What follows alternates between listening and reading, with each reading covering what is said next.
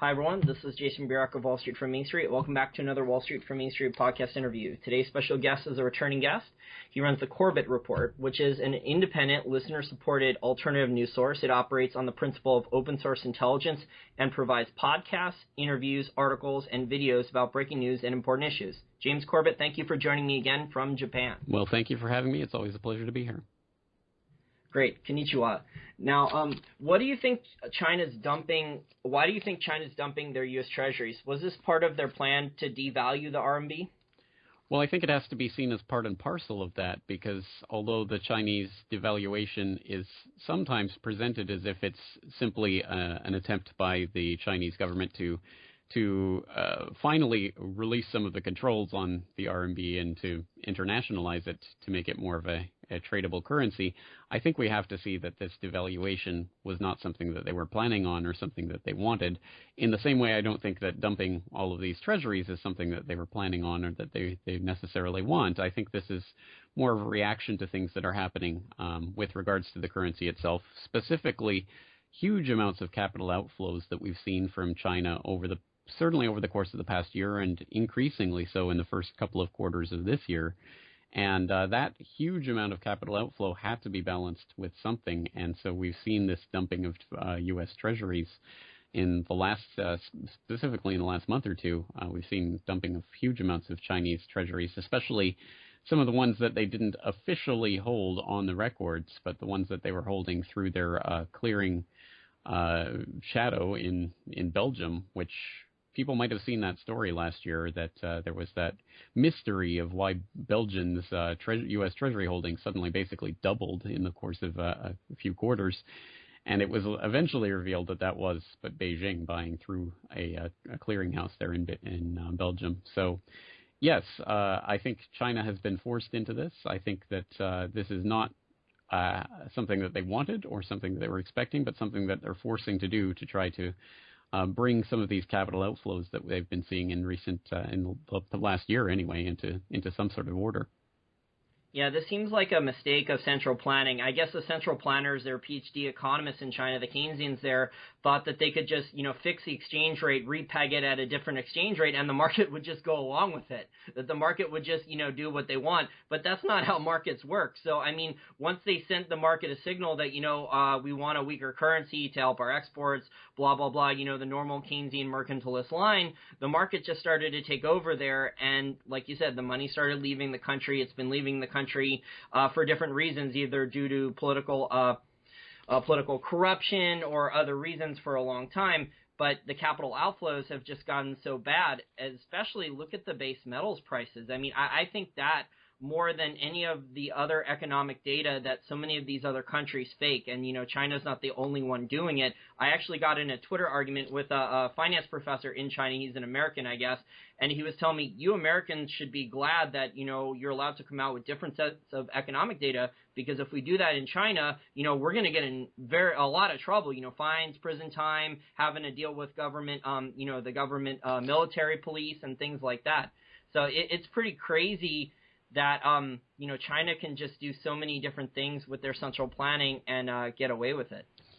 Amazing, but I guess if you have the political and the military and the social control over a country, in some extent, you can dictate the economy. It's not necessarily going to be a happy economy, and it might be a sort of levitating act for a little while until economic reality comes back. And I think we've seen what that looks like over the past couple of months in the Chinese stock market, and then, of course, that melting through into the currency crisis. So I think we're just starting to see the beginnings of the failure, I think, of the long-term central planning experiment that Chinese capitalism has been going through for the past few decades, specifically since the late 1970s with the era of Deng Xiaoping and the taking over of the capitalist roaders, as they were called.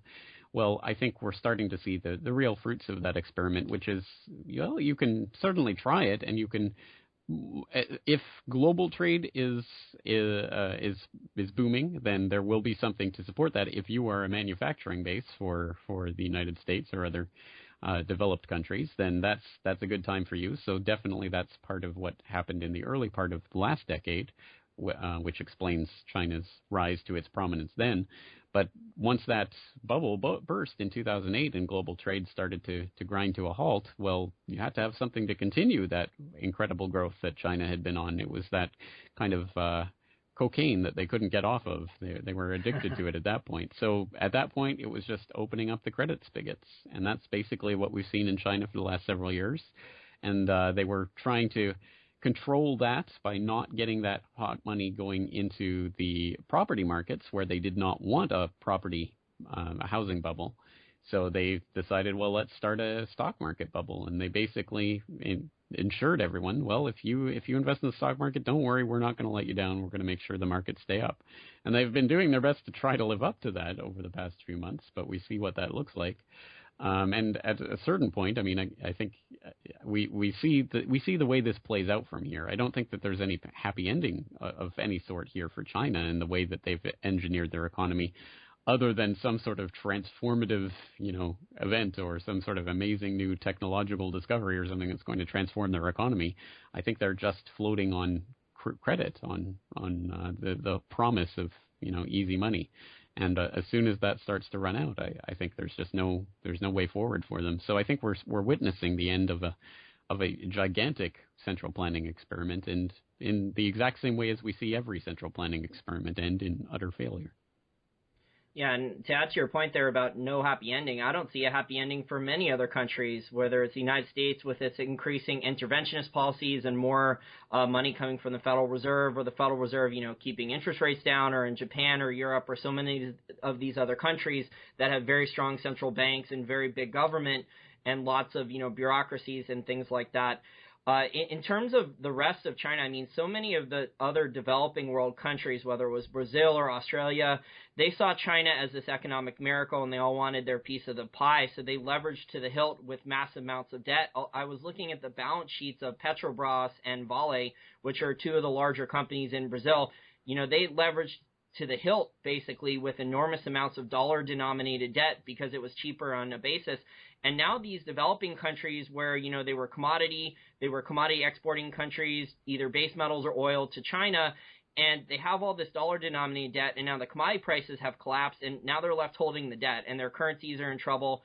So, there's shocks. There's the earthquake with China having problems, and then there's the aftershocks of the rest of the developing world that was anticipating, China being strong and being able to sell into China as this new market. Well, that's right. I mean, we've long known how the United States economy is kind of the engine driving global trade, but we're now entering that world in which the Chinese economy and what's happening there does have shocks and after effects all over the place, including, as you say, for example, in Brazil, where China and Brazil have had a close trading relationship for the past decade and a half. And that was, I think, part of the reason for the quite hot Brazilian economy of last decade. We saw some pretty big gains in the Brazilian economy last decade. That started to cool off. But as you say, I think the expectation was that the rising Chinese tide would float the Brazilian boat. And since the Chinese tide is now going out and we see what's actually left at the bottom of the pool, well, I think we're starting to see Brazil and other places like that had pinned their hopes on that change starting to end up with the short end of that stick. And yes, I mean, it's interesting that still, I mean, despite all of the rhetoric and the hype about the rise of the yuan, there's still so much debt that's denominated in dollars, and that's in a lot of different places. And in fact, we've even seen the beginning of the dollar carry trade of sorts, the so-called reverse Yankee bonds and other signs that American corporations are now actually offering bonds and debt in euro-denominated currencies or other currencies as a way to try to cash in on the strength of the dollar lately. So that's another trade that threatens to unwind. And in the event of something like a Fed rate hike, if and when that does eventuate, we could see that unwind and cause massive problems in developing countries. So, yes, I mean, there's so many instabilities in the system. I think really at this point, the only question is which instability is going to be the first domino that will start the other ones falling. And that's not a pleasant situation to be in, but that's where we are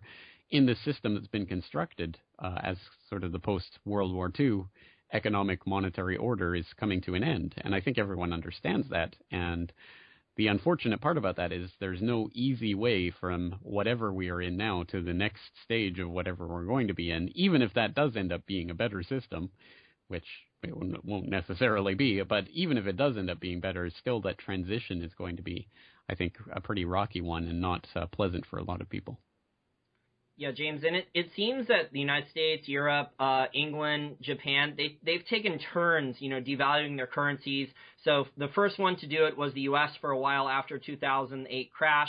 They wanted to drastically devalue the dollar to recapitalize the banks and, re-liquidate the system. And I think over $16 trillion in loans were given out to foreign. We found this out in the one-time partial Ron Paul edit that he got of the Federal Reserve. Were given out to foreign central banks and corporations and things like that. And then, it went to Japan, and then it went to Europe. So it seems like that's the way things go. My next question has to do with the fact that China has devalued their currency. Will Japan and the other Asian countries like South Korea, along with Japan, restart the currency wars maybe with China and retaliate against China for their devaluation? I don't even think it's a question of restarting. I think that this is a continuous process that is continuing and will continue. I think it was quite telling that I think just the day or two after the initial RMB devaluation occurred, back in, was it August? When that actually occurred, one of the main economic advisors to Prime Minister Abe here in Japan came out and said, well, we can devalue the yen further as a result of this. I mean, actually came out and said that. Now, recently, just a couple of weeks ago, the Bank of Japan announced that they were not going to add further stimulus at this point. But I think that's very much just a tentative statement. I think that at any moment the BOJ can and will start devaluing the yen. And of course, that was Abe's whole Abenomics idea, to come in and try to double the monetary base here in the period of a few years, and they've pretty much done that. The only question is, I think at some point the BOJ is going to start running out of things to buy in terms of its own quantitative easing program, and there may be a physical limit to how much they can actually do without just starting to literally monetize the debt. So it is interesting to see how that will play out. But yes, the currency war is ongoing, and it's not just Japan and China. I mean, Korea, of course, plays into this. Korea has been devaluing the won for months and months and months now. Well, for years, really, but certainly this year there's been some pretty bold moves to devalue the won even further. And I think this is just a cycle that no one's pulling out of yet, because anyone who pulls out of it is going to be the loser in that war. So as long as people think that there's some sort of comparative advantage to have in devaluing the currency, which I don't think is necessarily a straightforward thing. We're expected to believe, for example, in Japan, that a weakening yen is a good thing for the country because it's better for the exporters. But when you take a look at Japan's situation with its energy resources, and the fact that with the nuclear reactors having been off for so long, the country has been importing large amounts of LNG, which of course they have to buy from abroad. So that the weakening yen is not a good thing for a lot of businesses that have to pay for energy, which is pretty much every business, and things of that nature. So we've seen trade imbalances and things developing in Japan that haven't existed for decades as a result of this. So I don't think it's a straightforward narrative, and certainly it's not like the Japanese economy is happier now than it was a few years ago before Abe and Abenomics came into power. So I think the narrative itself is flawed, but even within that narrative, yeah, I mean, I think there's no sign whatsoever that this is going to let up. I don't see a way out of this because, unfortunately, as I say, no one has the ability to pull out of that nosedive without really hurting their own economy in the process. Yeah, I also don't see the training that a lot of these central bankers in Japan and other countries have received. I mean, a lot of these guys, yeah, they live in different countries now, but they went to the same couple dozen universities in London or the United States. So they have the kind of the same, Keynesian view of dealing with crisis that Ben Bernanke and Janet Yellen and so many of these other people running central banks at one point had. So it's just amazing, though, that they keep resorting to the same types of policies when there's clear evidence that they don't work.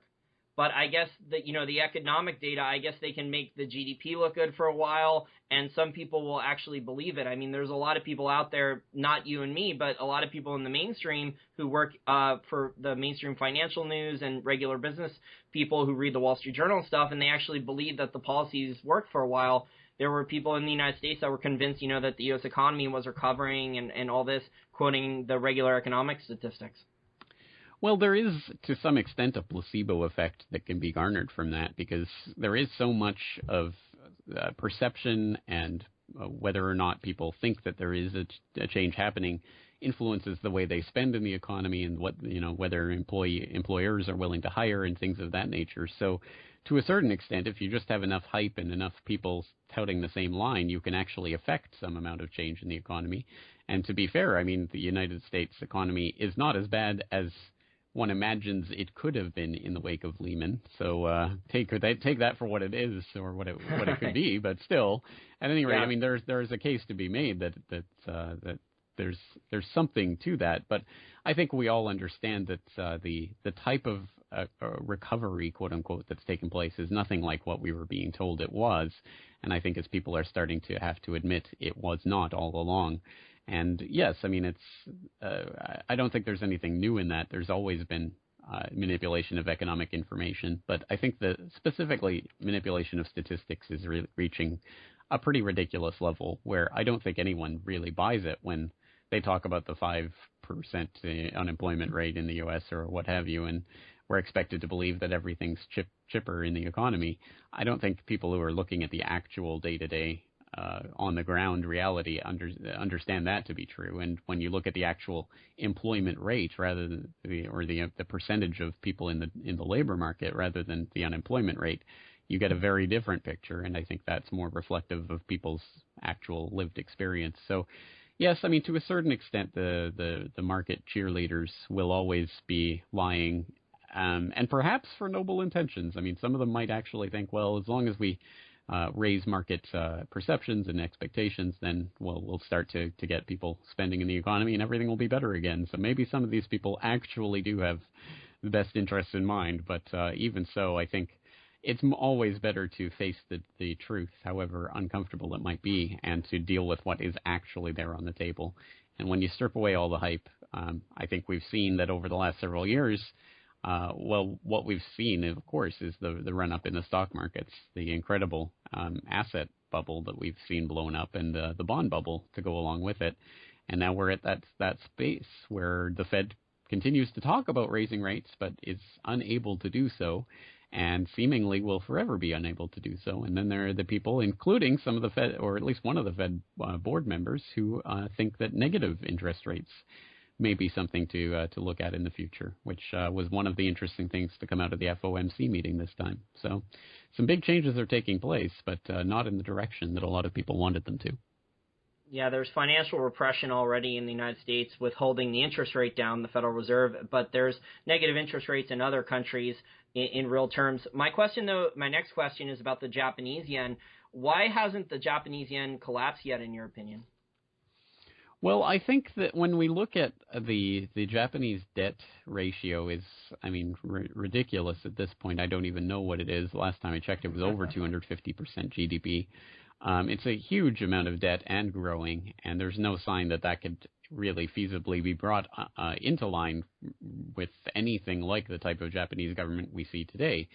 So, and there have been, over the past few years, there have been moments of political brinksmanship where there has been funding that was supposed to be transferred from the federal government to various local governments that did not go through when they were scheduled to go through because the Japanese government refused to issue more bonds, and things of that nature have happened over the last few years that have really started to bring that crisis home.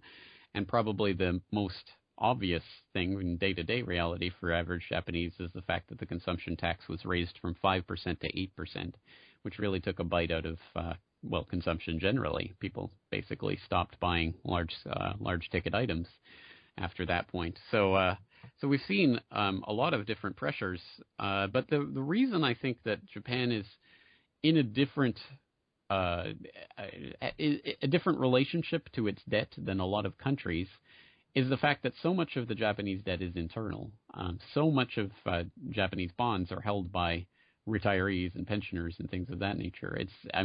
It's been for so long that the large pension funds here have routinely invested in bonds, and people have individually invested in bonds, to the extent that basically Japan holds its own debt internally for the most part.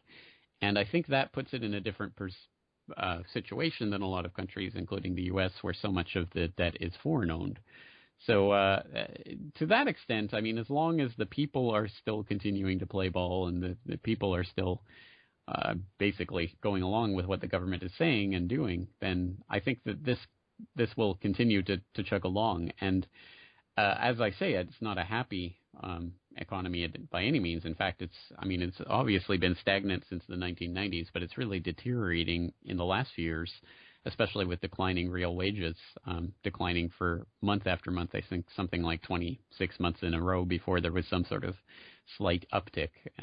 So it's been pretty rough on the average Japanese person, and I think there will be a breaking point eventually, but I think they still have quite a fair way to go, considering, again, that the debt is so much internally owed that I don't think they have any foreign pipers that are going to be called to be paid anytime soon. Yeah, you brought up the interesting point about the debt being owned internally, and one of our listeners commented about how, why doesn't Japan just forgive their own debt since it's internal? But since it's owned internally, what they don't understand about that is the balance sheet of debt. So when someone holds debt, it's a liability to the debtor, but the person who holds the debt is an asset, right? So if you cancel out that the debt without giving the person who holds the debt some cash or some other type of asset, you're canceling out the assets in society as well. And this is the perverse problem here when you have debt-based money and you issue massive amounts of debt, where the debt is choking people, but yet people are holding it as assets too. That's right. And of course, we have to keep in mind that the people who own this debt are generally, old pensioners and people who genuinely need these bonds to live, and I think have been planning on that their entire working lives. So, I mean, it would almost be a genocidal policy if they simply just canceled out the bonds and said, too bad, now go starve to death on the streets. I mean, I couldn't imagine that happening under any circumstances, especially in a country like this. So I don't know. I don't think that's a realistic possibility at this point. Again, because it's owned by so many old pensioners and retirees at this point. Exactly. That was one listener's theory, but I told them, one man's asset is another man's liability. I think what they'll do instead is they'll move a lot of the debt to the Japanese central bank and they'll monetize it. They want to get the Japanese people who sell those Japanese government bonds to either start investing in new businesses or investing in stocks and things like that, because a lot of Japanese have not really done that for a number of decades. As we spoke in our last interview, we were talking about how risk-averse so many Japanese are about investing in equities and things like that.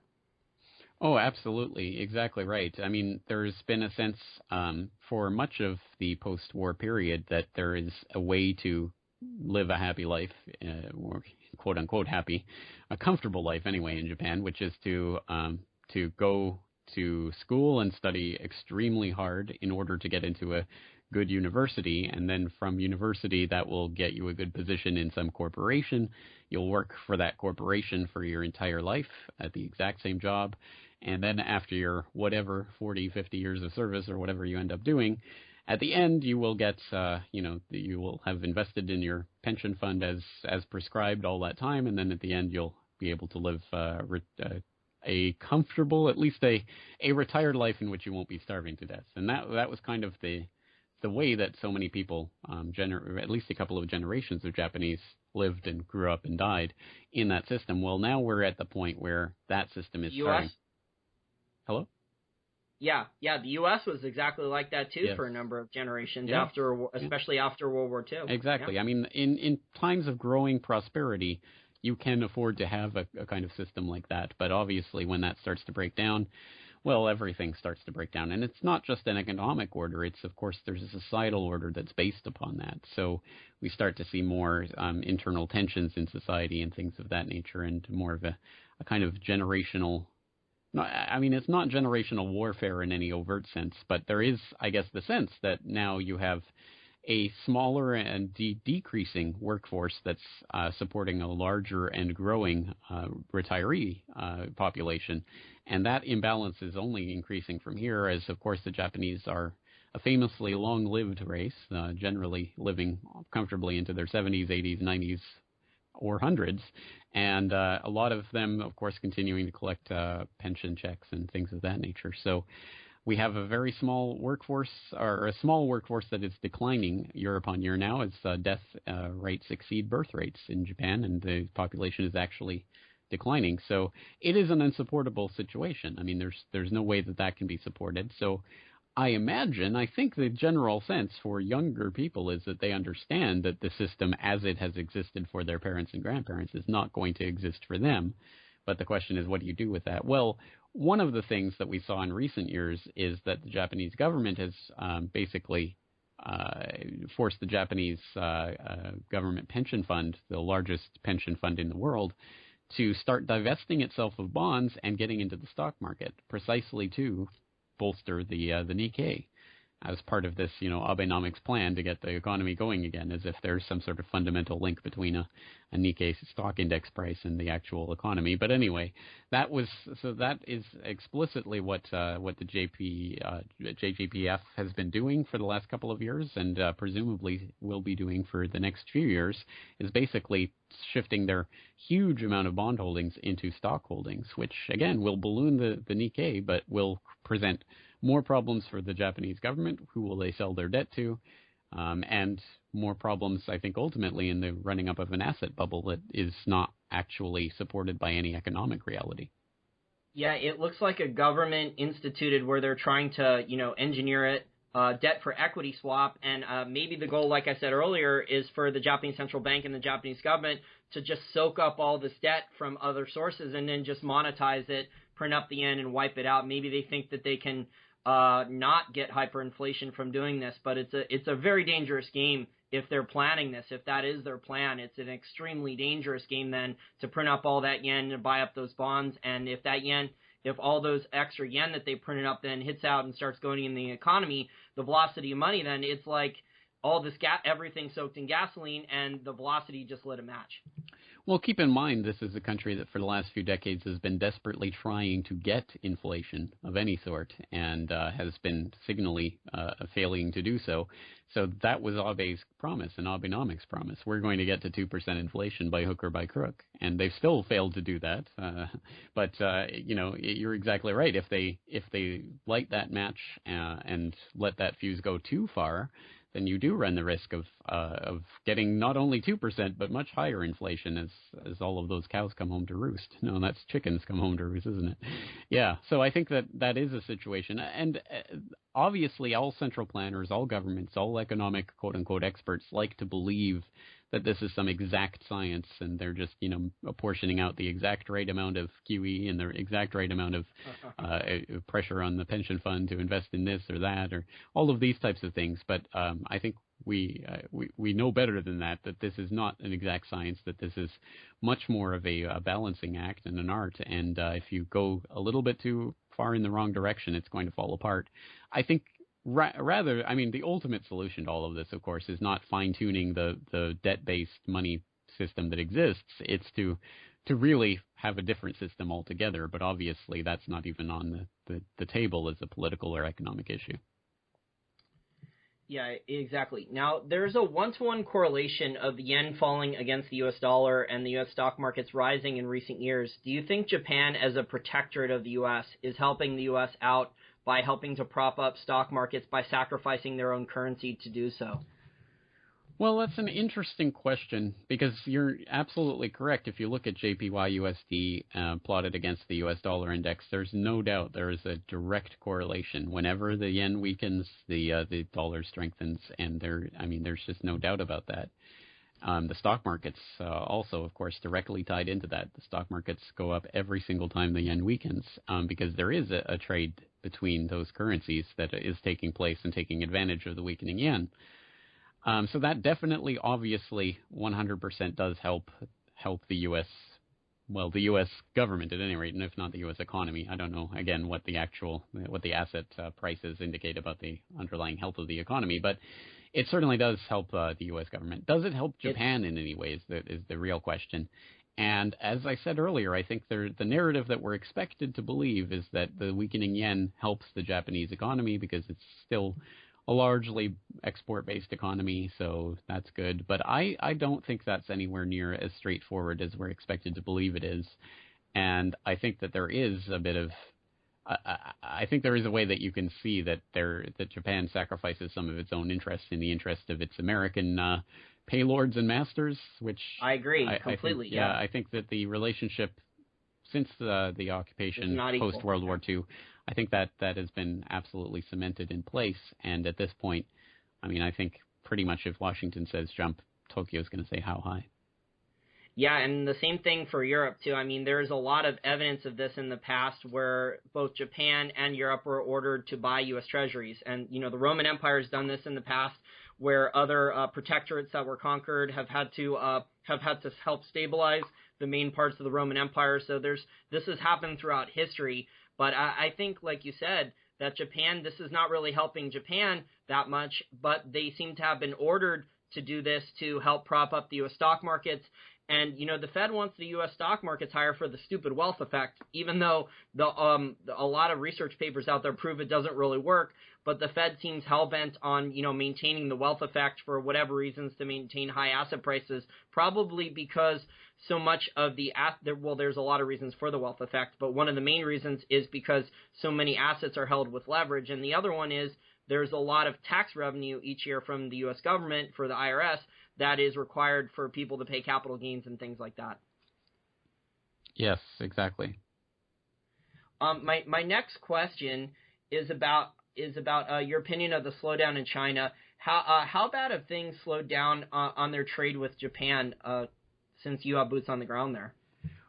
There was a JETRO survey, a Japan External Trade Organization survey in August that showed a decrease of 12.1% in the first half of this year in trade between Japan and China, which showed that exports to China from Japan had decreased by 10.8% and imports had declined by 13.1%. So there is a definite and quantifiable trade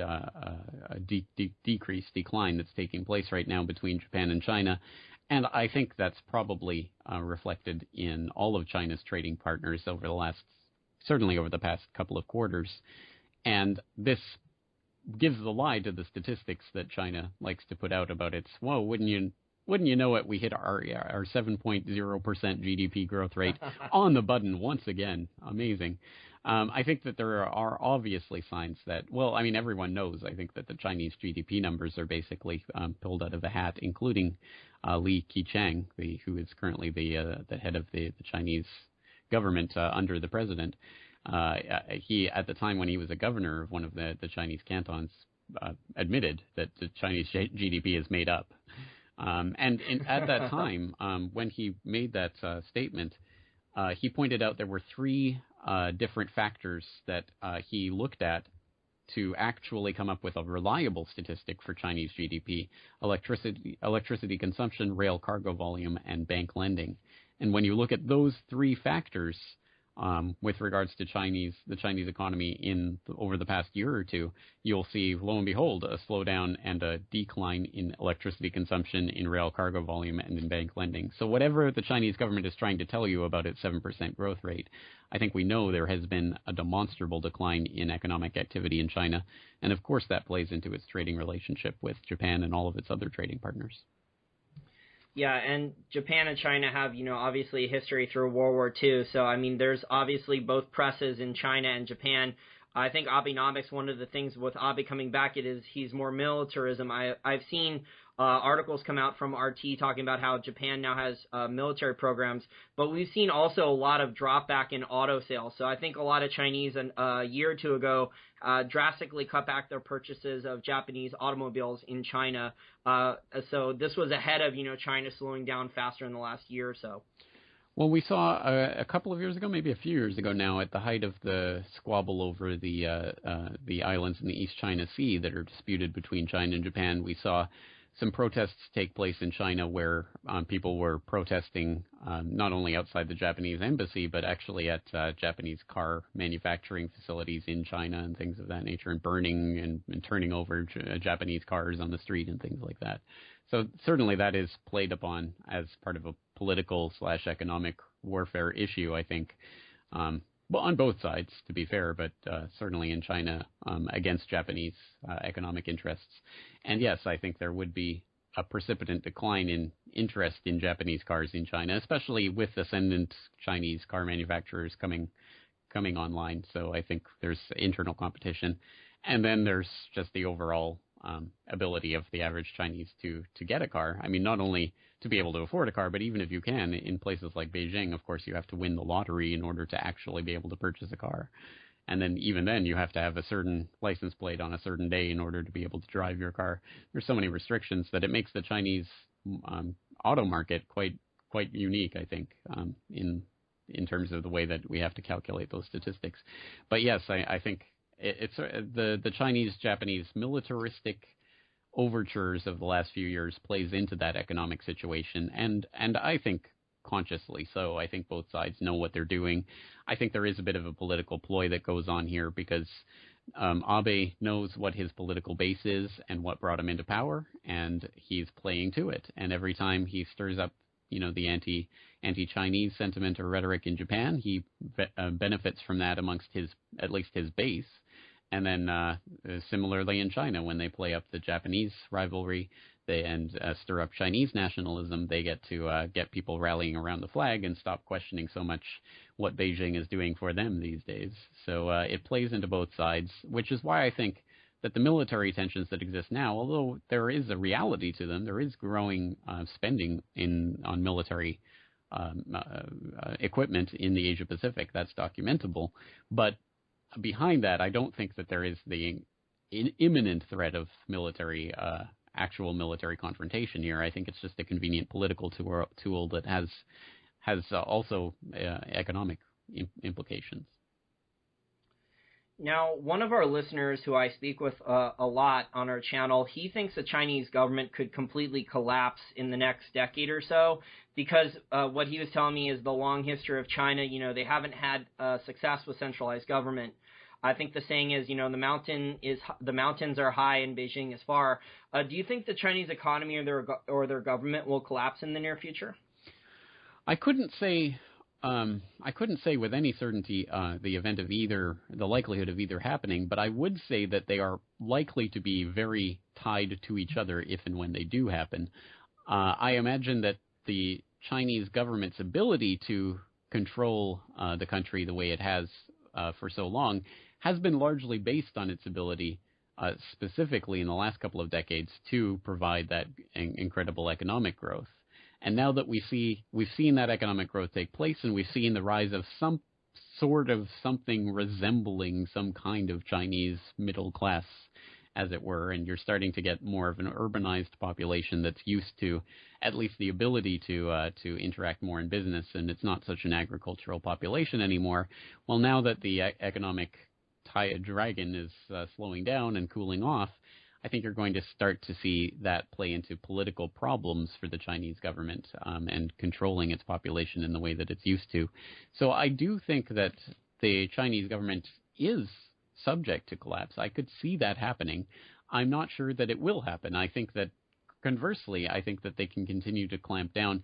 I think it really does rest on their ability to, at the very least, present the public with the perception that they're providing some sort of overall economic benefits, that the economy isn't too bad, and that perhaps things like the yuan becoming part of the special drawing rights or something, if they can play that into some sort of nationalistic sentiment that people can rally around the flag and rah China, then perhaps they can maintain their hold on the public. But I think it is a hold that is predicated on its ability to present some sort of economic benefit to the people. And to the extent that is not forthcoming, I think that they will be in severe jeopardy for some sort of overthrow.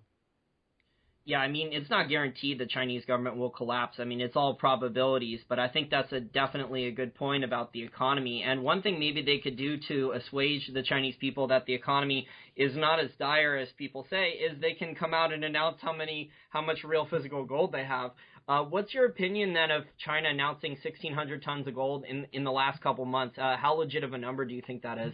Oh, I don't think it's legitimate at all. I don't think it's any more legitimate than the 1,000 tons they were claiming to have before that. They clearly have much more gold than that. It's a question of how much. 3,000, 6,000, 8,000. I've seen 20,000, 40,000. I've seen those numbers thrown around. I think everyone knows they have more than 1,600 tons. But then just because of that, the fact that they chose in 1 month to say, oh, look, we've got 600 more tons of gold is interesting. And one has to wonder about the political and economic stratagem behind that. I think it's quite directly related to the destabilizing events that we've seen in the Chinese economy in the last couple of months. Specifically, that announcement came right on the heels of the stock market plunge when China was throwing everything and the kitchen sink into trying to stop that plunge. I think that was just one of the other tactics they had up their sleeve to try to assure the markets, look, we've got stuff to backstop this. Don't worry, it's not going to all go south. So I think that was part of that strategy, and I've certainly seen it speculated online that from now on, expect whenever the Chinese stock market starts to tank, we're going to suddenly see a revision in the gold numbers, and I think there may be something to that. But yes, I mean, just overall as well, when during the devaluation of the yuan and all of the other worries that people are having about the Chinese economic slowdown, it's in their interests to start saying, well, look, we've got more gold than we were telling you. And I would expect that we will start to see further revisions to that number in the future as China's economy continues to slow down. Yeah, one other thing I noticed that's also interesting is that China now copied Russia, and they seem to be updating their gold holdings every month. So, they add 15 tons, or, they added 20 tons this month. So that's very interesting. And one of my other friends, Lewis at Small Gold, his theory is that China, the 1,600-ton number is a technicality. So they have the gold stored either with their sovereign wealth funds or their other large state-owned banks, and, in all these different holes, plugged throughout the channels in maybe 8 or 10 places that it's stored. And the People's Bank of China doesn't hold them, is only one place they store it. So they only announced, the holding of gold in one location where they have, 10 locations. So that's his theory. Yes, and that makes perfect sense. I mean, again, whatever they officially have, officially stored, officially at the People's Bank of China, I would imagine is not the entirety of their gold holdings. Yeah, I mean, we know from the Shanghai Gold Exchange numbers and the imports that China has imported that they have they've imported a lot more gold than that just in the last couple of years. Now, I don't know if the government is buying on the Shanghai Gold Exchange, but we do know that Chinese citizens are at least buying massive amounts of gold imported from all over the world on the Shanghai Gold Exchange. That's right. Yes, Chinese consumption of gold has really boomed in recent years, and in fact eclipsed India for a while. That's cooled off a bit, I think, in the past year, but still there is great demand for gold in China, but not enough demand for all of the gold that they've been importing. As you say, I mean, they've been importing incredible amounts of gold, specifically over the past decade, and much more than one would imagine for a country with only 1,600 tons of gold holdings with their central bank. So, I think that's still a developing story. And the fact that they're now adjusting on a monthly basis is probably just a sign that they're trying to normalize, again, the idea that, they have more, and they're just going to continue revealing a little bit more and a little bit more and a little bit more until those numbers actually do start to reflect reality. Yeah, and I listened to an interview from the Physical Gold Fund, that's like Alex Stanczyk's company, and they interviewed a Swiss gold refiner, and he was talking about how, it's still tough for them to source supply in massive amounts of size, and they're running the refinery in Switzerland. They're one of the 5 largest in the world, gold refineries, and they're running it 24/7, 365 with multiple shifts there. To get the gold, to melt it down into kilo bars, 400-ounce bars, either from London, the GLD, and things like that, and send it into China. So it doesn't seem to me like, we've heard in the mainstream media that from the World Gold Council, Chinese gold demand has fallen massively, but when we look at the numbers from the Shanghai Gold Exchange, they say something quite different. Right, yes. My last question for you, James. and since you live in Japan, I'm hoping you can give me some interesting answers on this, has to do with robotics and the Japanese culture. We're seeing SoftBank and other Japanese companies heavily investing in robotics now. I think the Japanese government has spent over $60 billion with government research and development throughout the decades on robotics. Do you think Japan will be a world leader in robotics? I think to some extent they already are. I think that certainly a lot of the design has taken place, as you say, with companies like SoftBank and Honda and others have their own robotics divisions that they roll out for at various trade fairs and things for the public to gawk at. So I think, yes, from the technical standpoint, I'm sure Japan will still continue to be a leader in robotics design and things of that nature. Whether that will filter down into the consumer economy and whether Japan will lead the way in that respect, I think is more open to debate, because people, I think, around the world have a twisted sense of what Japan is actually like. I think people think of it as an electronic wonderland, but it really isn't. When you actually live here and you do banking or really anything here, and you see it's still almost all paperwork, and I mean it's really quite low tech in a lot of ways.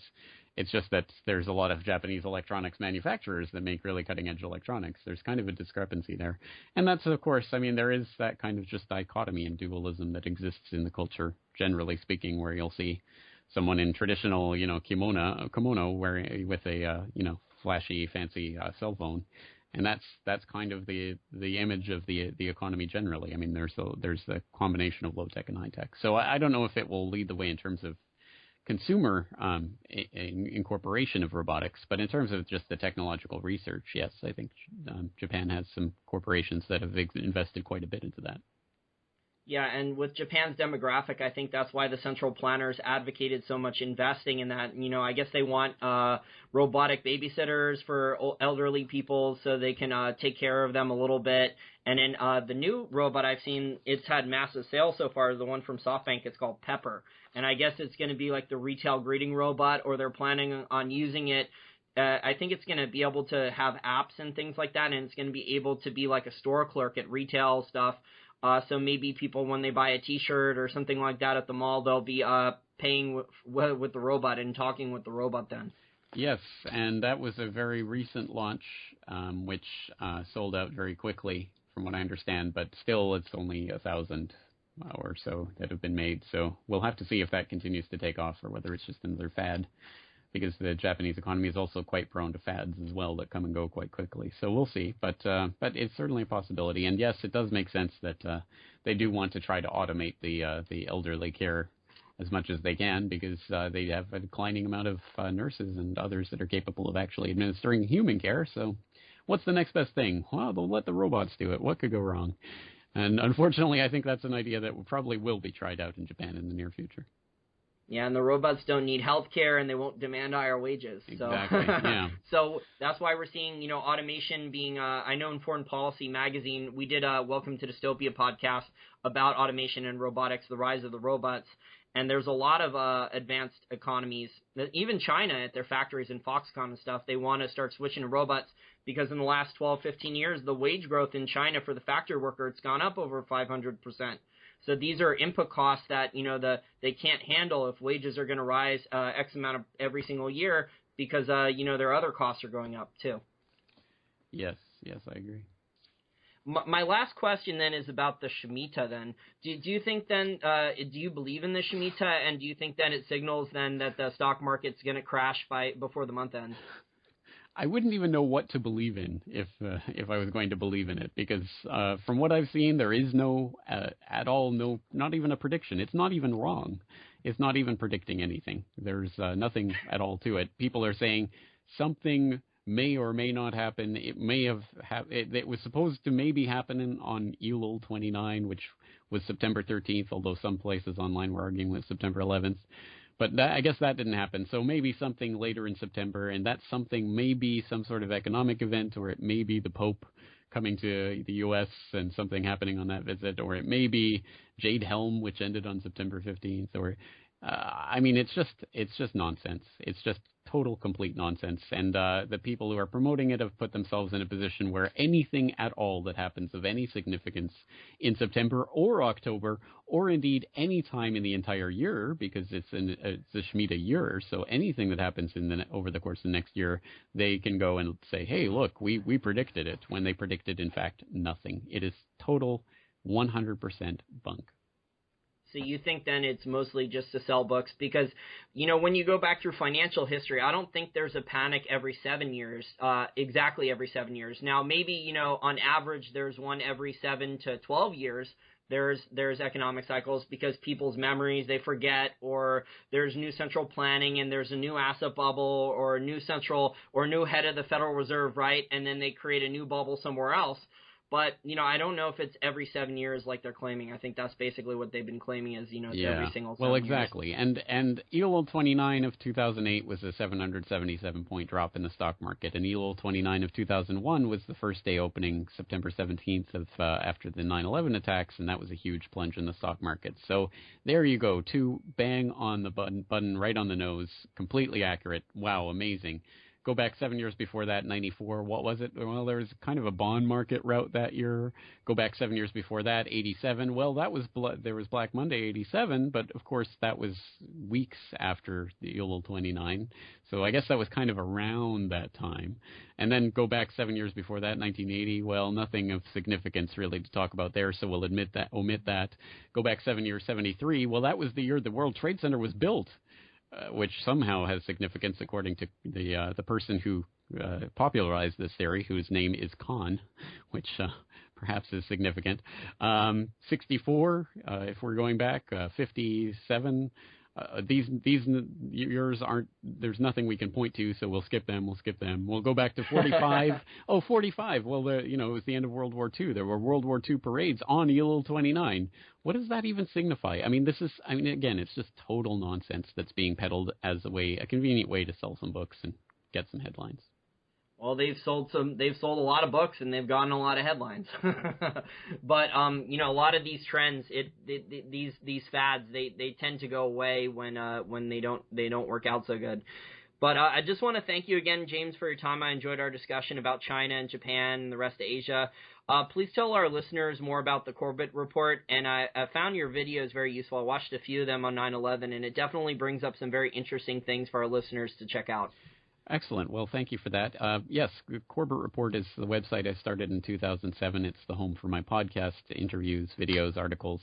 They're all available for free online at corbettreport.com. That's CORBETT report.com. I also write a weekly editorial for the International Forecaster that I put out as a subscriber newsletter, but it's also available for free reading on the International Forecaster website at theinternationalforecaster.com. So and I have lots of other projects and things besides, but you can find it basically all at my website. Great. Well, thank you again for your time, and enjoy Japan. I mean, you have a very interesting culture there. I actually just ate at a Japanese steakhouse. I was telling you to celebrate our 1 million views on our YouTube channel. I really enjoy the hibachi steak grill and the food that's cooked on there. Yeah, well, it's a great place. It's definitely a good place for culinary people who are culinarily inclined, because there's so much food here that's really quite tasty. So, yeah, I do enjoy it. And if you're ever over, I guess I'll have to take you out for some real hibachi. Nice. And, maybe in the future as a hobby, then I'd like to learn how to cook it. It looks pretty fun to learn how to cook like that. Good luck. Don't injure yourself.